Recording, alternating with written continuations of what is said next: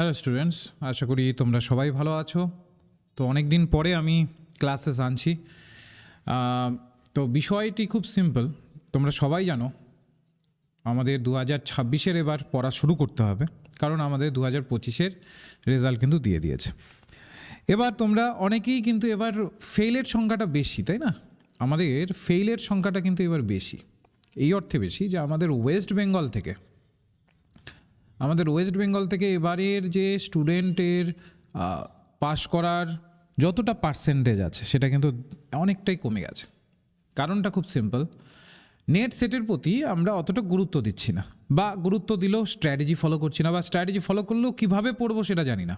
তো আজকের ভিডিওটি মূলত আমি তাদের জন্য বানাচ্ছি যারা কিনা কোয়ালিফাই করতে পারলে না, যারা ফেল করে গেলে, এবং যারা কোয়ালিফাই করে গেলে তাদের এরপরে কী করণীয় সেই সম্পর্কেও আমি জানাবো। ঠিক আছে, তো একটু ভিডিওটা ভালোভাবে দেখে নেবে, তাহলে একটু হলেও তোমার একটা রোড ম্যাপ পেয়ে যাবে যে এখন তোমার কী করণীয়। আগে আসি যারা ফেল করলে, যারা পাস করতে পারলে না, নিজেকে একটুখানি প্রশ্ন করো তো যে তুমি কি সঠিকভাবে পড়েছিলে? তুমি কি সিলেবাসের, আমি কমপ্লিট করার কথা বলছি না, কারণ নেট সেটের সিলেবাস কমপ্লিট করার থেকে কোনটুকু পড়তে হবে কোনটুকু পড়তে হবে না সেটা জানা খুব ইম্পর্ট্যান্ট। সব থেকে বড় যেটা ভাইটাল পয়েন্ট থাকে আমাদের নেট সেটের ক্ষেত্রে সেটা হচ্ছে কতটুকু তোমাকে পড়তে হবে সেইটুকু জানা। ওকে, তো আজকে এই নিয়েই কথা বলবো, এবং ভবিষ্যতে যেন কিনা তোমরা এই যে 2026 আসছে, মানে 2026-এ পরীক্ষা আসছে, এটাতে যেন মিনিমাম তোমরা কোয়ালিফাই করে যেতে পারো, সেই জায়গা নিয়ে আমরা কথা বলবো।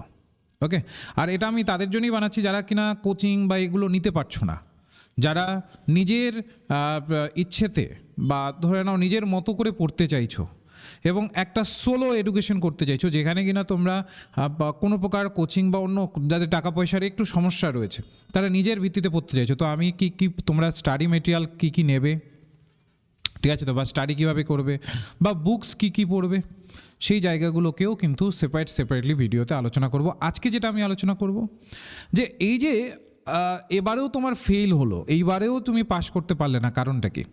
দেখো, প্রথমত হচ্ছে যখন আমাদের জীবনে ফেইলিয়ার আসে এটাকে একটা অপরচুনিটি হিসেবে দেখা উচিত, যে আমার জীবনে ফেইলিয়ার আসলো, মানে আমি ব্যক্তিগতভাবে যেটা মনে করি এবং স্টুডেন্টকেও বলি, তোমার জীবনে ফেইলিয়ার আসছে এটাকে তুমি অপরচুনিটি হিসাবে দেখো, যে একটা সুযোগ দেখো যে আমি একটা ভালো কিছু করার আর একটা সুযোগ পেলাম, যদি এটাকে পজিটিভ ম্যানারে তোমরা ভাবার চেষ্টা করো।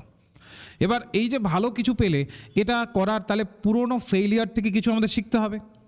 তাহলে আমরা এখান থেকে কী শিখবো? এক নম্বর হচ্ছে আমাদের সিলেবাসটাকে বুঝতে হবে ভালোভাবে, ঠিক আছে? এবার তোমরা ভাববে স্যার সিলেবাস তো আমার জানা আছে, আমি তো সবই জানি, সিলেবাসের কী আছে না আছে সবই জানি স্যার, এটাকে আবার নতুনভাবে কি? হ্যাঁ, নতুনভাবে জানতে হবে। কি করবে? আজকেই সিলেবাসের দুটো পেপারেরই তুমি প্রিন্ট আউট বের করে নাও। প্রিন্ট আউট বের করে নিয়ে সেটা তোমার যেটা পড়ার টেবিল থাকবে তার সামনে দুটোকে আটকে দাও দেওয়ালের মধ্যে, ঠিক আছে? এটা হবে প্রথম কাজ আজকে তোমার। কারণটা হচ্ছে বেশিরভাগ ক্ষেত্রে মোস্ট অফ দ্য টাইম আমরা লক্ষ্য করি সিলেবাস সম্পর্কেই তোমার ধারণা থাকে না।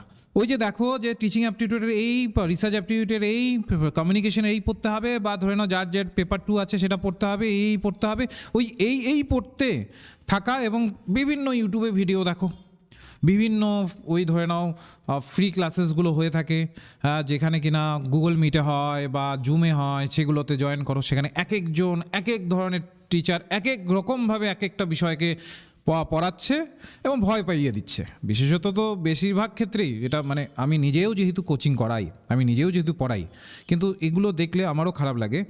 বেশিরভাগ ক্ষেত্রেই না দেখা যায় যে একটা ভয় পাইয়ে দেওয়া হয়, প্রতিনিয়ত একটা ভয় পাইয়ে দেওয়া হয়, ভয় কাজ করায়, ঠিক আছে? যে এইভাবে করো, আমাদের প্রতিষ্ঠান থেকে করো, নাহলে তুমি কোয়ালিফাই করতেই পারবে না, ঠিক আছে? তো দেখো, সিলেবাসটাকে একটু ভালোভাবে স্টাডি করবে, এক নম্বর কথা, ঠিক আছে? যারা একদম যারা কোচিংয়ের দিকে যেতে চাইছো না, যারা নিজের থেকে পড়তে চাইছো, তাহলে আমার কথাগুলো একটু শোনো। সিলেবাসটাকে ভালোভাবে স্টাডি করো, ওটাকে প্রিন্ট করো, দেখো কি আছে। দ্বিতীয় কাজ কি হবে? যখন তুমি সিলেবাসটাকে স্টাডি করে নিলে বা সিলেবাসটাকে বুঝে নিলে, এবার তোমার দ্বিতীয় কাজ থাকবে হচ্ছে PYQগুলোকে কালেক্ট করো, প্রিভিয়াস ইয়ারের কোশ্চেন কালেক্ট করো। PYQ বেশি নয়, হয়তো বা 10 বছর, আমিও দেখবে অনেক ক্ষেত্রেই 10 বছর 15 বছরে সলভ করিয়েছি, কিন্তু এতটা দরকার হয় না।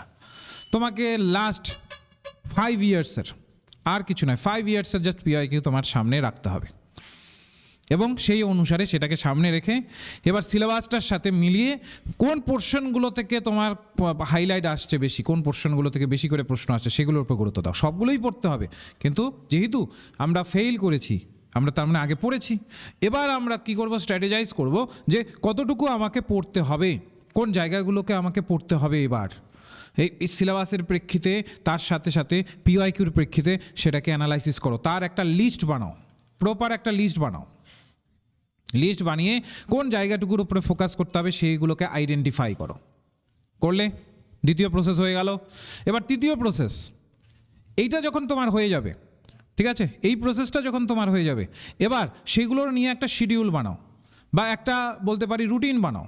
ঠিক আছে, একটা রুটিন তুমি বানাও যে আমি এবার যা যা আমার কাছে লিস্ট আসলো এগুলোকে এবার রুটিন ওয়াইজ আমি এবার পড়বো। ঠিক আছে, এবার রুটিন ওয়াইজ আমি সেগুলোকে পড়বো।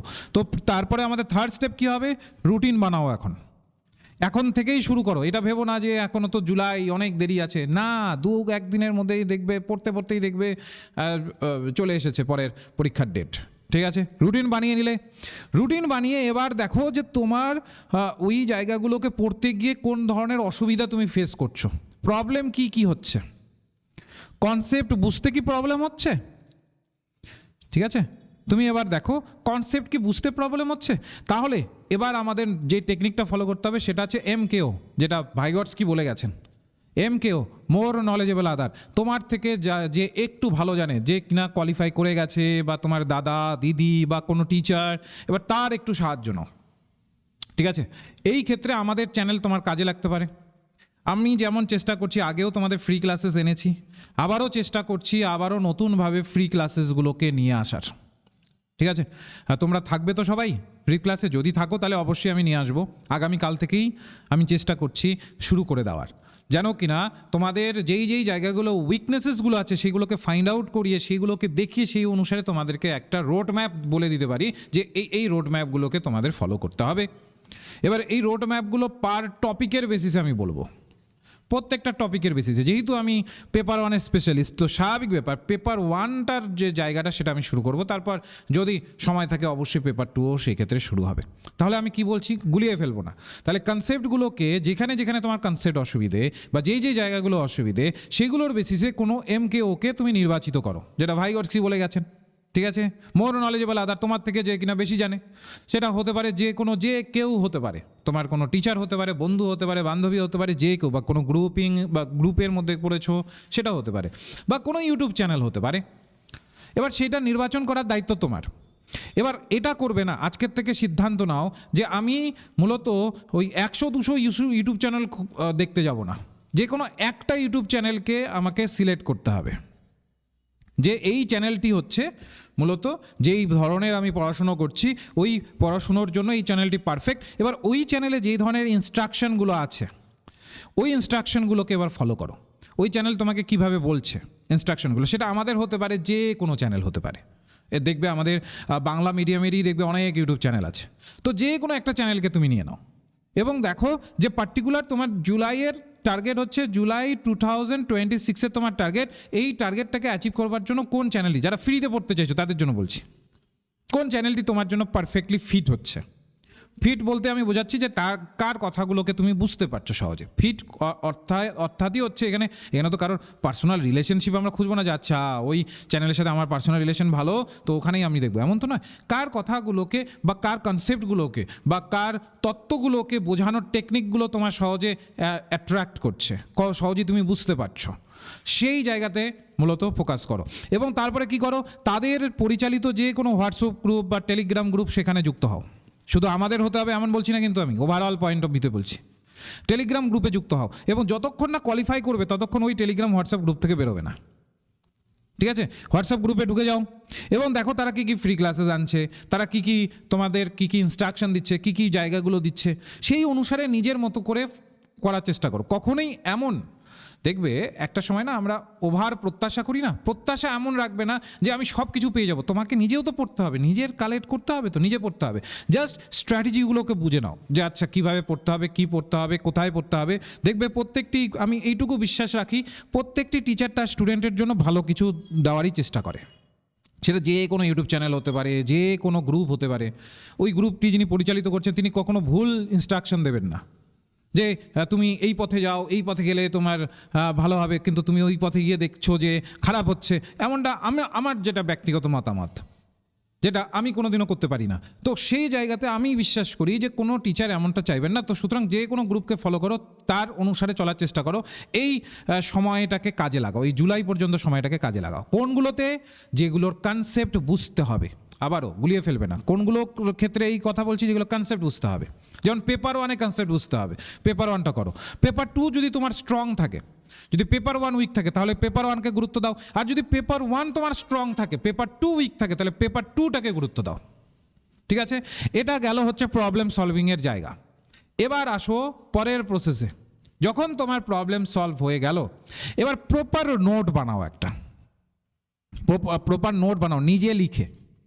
ঠিক আছে, নিজে লিখে নোটটাকে বানাবে। কখনোই এমন করবে না যে টিচার যে নোট দিচ্ছে বা যে কেউ যে নোট দিচ্ছে ওটাকেই একদম অন্ধের মতো অনুসরণ করবে না। ওটা তোমার, হ্যাঁ, এটা একটা তুমি পাশে তোমার মতো করে রাখতে পারো, কিন্তু সেই অনুসারে তোমাকে নিজের থেকে নোট একটা বানাতে হবে, প্রপার ওয়েতে বানাতে হবে। ঠিক আছে, যে প্রত্যেকটার বিভাজনমূলকভাবে নোটগুলোকে বানাবে। যেমন আমি একটা তোমাদের উদাহরণ দিচ্ছি। ধরে নাও তুমি একটা চ্যাপ্টার পড়ছো যে maxims of teaching, Maxim of teaching, এই চ্যাপ্টারটা পড়ছো।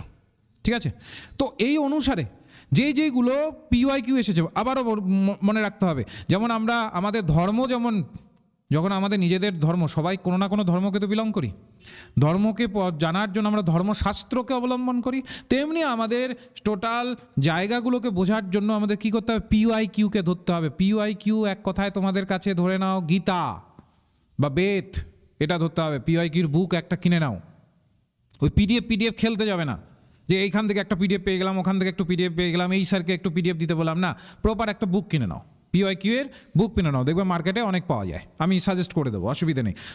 তোমাদের যদি মনে হয় আমি সেপারেট একটা ভিডিও বানিয়ে দেবো যেখানে কিনা কোন এই 2026-এর প্রেক্ষিতে কোন বইগুলো ভালো, ঠিক আছে, কোন বইগুলো ভালো পেপার 1-এর জন্য, পেপার 2-এর জন্য, সেটা আমি সাজেস্ট করে দেবো। পেপার 2-এর তো অলরেডি দেখবে আছে, পেপার 1-এর সাজেস্ট করে দেবো, অসুবিধা নেই। যদি দরকার হয় অবশ্যই কমেন্ট সেকশনে জানাও যে হ্যাঁ স্যার দরকার, তাহলে ওই হিসাবে আমি সাজেস্ট করে দেবো। ঠিক, তো এই জায়গাতে পিওয়াইকিউ করো। ধরে নাও ম্যাক্সিমাম অফ টিচিং তুমি টপিকটাকে সিলেক্ট করলে নোট বানানোর সময়, পিওয়াইকিউটাকে ধরো। পিওয়াইকিউর মধ্যে দেখো ম্যাক্সিমাম টিচিংয়ের কোন জায়গাগুলো থেকে প্রশ্ন করেছে। তুমি দেখলে ম্যাক্সিমাম টিচিংয়ের মধ্যে simple to complex, complex to simple, নানা রকমভাবে বিভিন্ন বিষয়গুলো থেকে এসেছে। ওইভাবে 1-2 করে পয়েন্ট করে 3 করে পয়েন্ট করে সেগুলোকে করো। যেমনটা আমরা যখন আমাদের পেইড ক্লাসে পড়াই, এইভাবে আমাদের নোটগুলোকে তৈরি করি আমরা। ঠিক আছে, যেইভাবে আমরা তৈরি করি আমাদের নোট, ওই টোটাল প্রসেস তোমাদেরকে বলে দিচ্ছি আমি নিজের মতো করে। তোমরা চাইলে যারা কোচিং নিতে চাইছো না তারা নিজেরাই নোট বানিয়ে পড়তে পারবে, কোনো অসুবিধে নেই।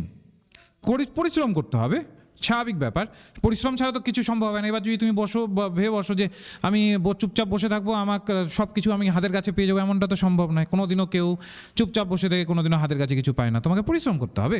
তো এইভাবে তুমি সেগুলোকে আইডেন্টিফাই করে সেই হিসাবে নোটগুলোকে বানাও। ঠিক আছে, এটা হয়ে গেল নোটের প্রসেস। নোটের পরে আসে কি? সেগুলোকে রিভাইজ করা। এবার রিভাইজের ক্ষেত্রে যেটা আমরা লক্ষ্য করতে পারি, সবথেকে বড় প্রবলেম হয় সেটা হচ্ছে আমরা ভুলে যাই, তাই না? আমরা প্রতিনিয়ত ভুলে যাই। তুমি ভুলে যাচ্ছ, এটাই স্বাভাবিক। কখনো এমন হয় না যে মানে মানুষ যদি না ভুলে তাহলে ওটাই অ্যাবনর্মাল, তুমি ভুলে যাচ্ছ এটাই স্বাভাবিক। ঠিক আছে, তাহলে কি করতে হবে? তাহলে তোমাকে প্রতিনিয়ত রিভাইসের একটা টাইম টেবিল করে নিতে হবে। তার জন্য চেষ্টা করবে যে কোনো অনেক ইউটিউব চ্যানেল আছে, হিন্দি বলো, Hindi medium, English medium, Bangla মিডিয়ামের অনেক ইউটিউব চ্যানেল পেয়ে যাবে, শুধু আমাদের নয়। হ্যাঁ, আমাদের তো আছেই, তার সাথে আরও অনেক ইউটিউব চ্যানেল পেয়ে যাবে যাদের কি করে, তারা মূলত প্রত্যেক সপ্তাহে দেখবে কিছু না কিছু কোশ্চেন প্র্যাকটিস করায়, কিছু না কিছু কোশ্চেন প্র্যাকটিস করাতেই থাকে প্রত্যেক সপ্তাহে বা প্রত্যেক মাসে, যেভাবে হতে পারে কিছু না কিছু কোশ্চেন প্র্যাকটিস করাতেই থাকে প্রত্যেক মাসে বা প্রত্যেক সপ্তাহে। ওই ধরনের সেশনগুলোকে অ্যাটেন্ড করার চেষ্টা করো, কোশ্চেনগুলোকে প্র্যাকটিস করো এই 6 মাসে, এই 5 মাস 6 মাস যতটুকু তোমার হাতে সময় আছে, ওই ধরনের কোশ্চেনগুলোকে প্র্যাকটিস করা শুরু করো, প্রত্যেকটি সেশন অ্যাটেন্ড করা শুরু করো যদি সিরিয়াসলি পড়তে চাইছো। ঠিক আছে, তো কারণ প্রবলেমটা যেখানে আমরা করি, আমরা না সঠিক স্ট্র্যাটেজি মেনটেন করি না, যে আমার হাতে সময় কতটা আছে। টাইম কিন্তু সবথেকে ক্রুশিয়াল পয়েন্ট।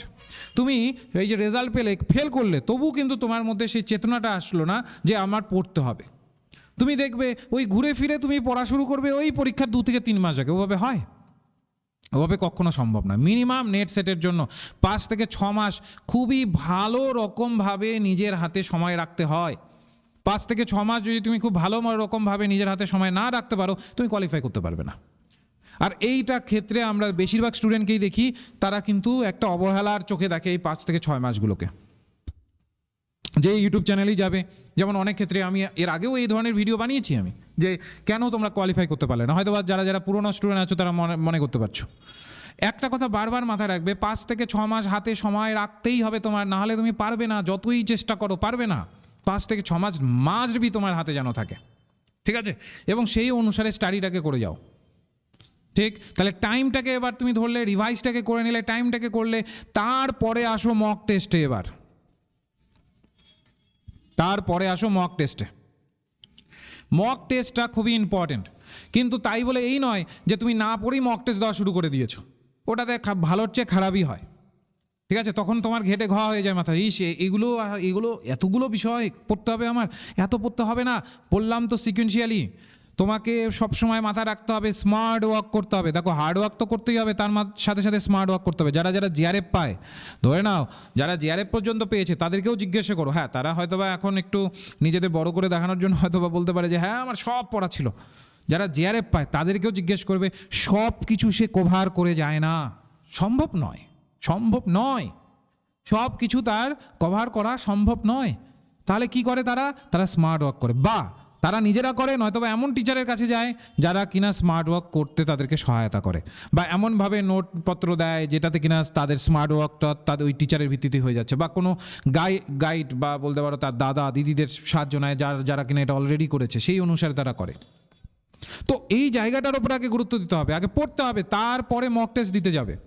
মক টেস্টের অনেক অ্যাভেলেবিলিটি আছে, এটারও বই পাওয়া যায় মার্কেটে, সেটারও আমি জানিয়ে দেবো, ঠিক? তাহলে আমাদের এই 10টা স্টেপকে বারবার রিভাইজ করতে হবে, এই 10টা স্টেপকে মাথায় রাখতে হবে। তাহলে আমি কি বললাম মনে থাকবে? সিলেবাসটাকে ভালো করে করো, প্রিন্ট করে আনো, PYQগুলোকে অ্যানালাইসিস করো, 5 বছরের রুটিন বানাও সেই অনুসারে, তারপরে প্রবলেম কোনখানে আসছে, কনসেপ্টগুলো বুঝতে অসুবিধা হচ্ছে সেটাকে আইডেন্টিফাই করো, সেই অনুসারে ফ্রি ক্লাসেস যেটাই হোক না কেন সেটা করতে পারো। যদি সেই ভিত্তিতে আমাদের চ্যানেল কাজে লাগতে পারে, তাহলে আমাদের চ্যানেলের দেখো ডেসক্রিপশন বক্সে হোয়াটসঅ্যাপ গ্রুপ আছে, সেখানে যুক্ত হয়ে যাও। ধৈর্য ধরে থাকতে হবে। এবার তুমি যদি ভাবো যে হোয়াটসঅ্যাপ গ্রুপে যুক্ত হলাম, সাথে সাথে আমাকে ফ্রিতেই সমস্ত কিছু একদম ব্যাক টু ব্যাক সমস্ত কিছু আমাকে দিয়ে দিচ্ছে, ওইভাবে দিয়ে না তুমি শিখতে পারবে না অন্যজন শেখাতে পারবে। একটা সঠিক স্ট্র্যাটেজি মেনটেন করে চলতে হবে। যেই জায়গাতে ঢুকবে সেখানে মিনিমাম যতদিন না তুমি কোয়ালিফাই করছো ওখান থেকে বেরোবে না, হয়তো বা মেসেজ আসবে, এই আসবে, ও আসবে, সেগুলোকে দেখতে হবে, জানতে হবে, বুঝতে হবে, সেইটাকে করবে। হলো? তারপরে সেই অনুসারে নোট তৈরি করো, তারপরে রিভাইজ ওটা করো, তারপরে টাইমকে ম্যানেজ করার চেষ্টা করো, কতটা সময়ের মধ্যে তোমাকে কতটা করতে হবে, এই ভিত্তিতে মক টেস্ট দাও। এই 10টা স্টেপ যদি ক্লিয়ার করতে পারো, এই 10টা স্টেপ যদি ক্লিয়ার করতে পারো, আমি বলছি কেউ আটকাতে পারবে না তোমাকে নেক্সট এই যে জুলাইয়ের যে পরীক্ষা আছে সেটা থেকে। যদি এবার কোয়ালিফাই করে যেতে খুবই একটা বড় অপরচুনিটি ছিল, কি বলো তো? সিএসসির ইন্টারভিউ হওয়ার চূড়ান্ত সম্ভাবনা আছে, ঠিক আছে? তো সিএসসির যেটা ইন্টারভিউ সেটা হওয়ার চূড়ান্ত সম্ভাবনা। এবার যারা কোয়ালিফাই করলে তারাই একমাত্র অ্যাপ্লাই করতে পারবে, যারা কোয়ালিফাই করতে পারলে না তারা ইন্টারভিউ যেতে পারবে না, তাই না? এটা তো রিটেন, নেট সেট তো রিটেন, আসল তো হয় হচ্ছে ইন্টারভিউ। এবার ইন্টারভিউয়ে যেতে গেলে তোমাকে তো কোয়ালিফাই করতে হতো, এবার যারা কোয়ালিফাই করলে তাদের কাছে সুবর্ণ সুযোগ, ঠিক আছে? যারা কোয়ালিফাই করলে তাদের কাছে একটা সুবর্ণ সুযোগ আসছে ইন্টারভিউ দেওয়ার। ইন্টারভিউ যতই অনেকেই তোমাকে বলবে যে ইন্টারভিউয়ে কোনো প্রভাব পড়ে না, এই পড়ে না, যারা পারে না তারাই বলে, ঠিক আছে? আমি ব্যক্তিগত অভিজ্ঞতা থেকে বলছি, অনেককেই দেখেছি আমি যারা এভাবে বলে, আবার অনেকেই দেখেছি খুব সহজে বেরিয়ে যাচ্ছে, তার পিএইচডি নেই তবু সে ইন্টারভিউয়ের মাধ্যমে ক্র্যাক করে চাকরি নিয়ে চলে যাচ্ছে। কেন হয় এরকম? কারণটা হচ্ছে আমাদের যেগুলো ফল্ট থাকে না, আমরা ওগুলোকে তখন একটা ধরে না অলরেডি যেহেতু এটা যদি আমরা বলে দিই যে এই ধরনের পরিস্থিতি তৈরি হয় ইন্টারভিউতে, তো অনেকেই বলবে এই ধরনের পরিস্থিতি হলে কী হবে, তোমার ক্ষেত্রেও যে ওই একই ধরনের পরিস্থিতি হবে, কে কী বলেছে, ভাগ্যও একটা ম্যাটার করে।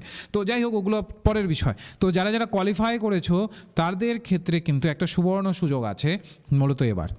তো সেই হিসাবে এখনকে নিজেকে একটু প্রিপেয়ার করা শুরু করো। আর যারা কোয়ালিফাই করতে পারলে না, নেক্সট জুলাইয়ের মধ্যে এটাকে কোয়ালিফাই করে নাও।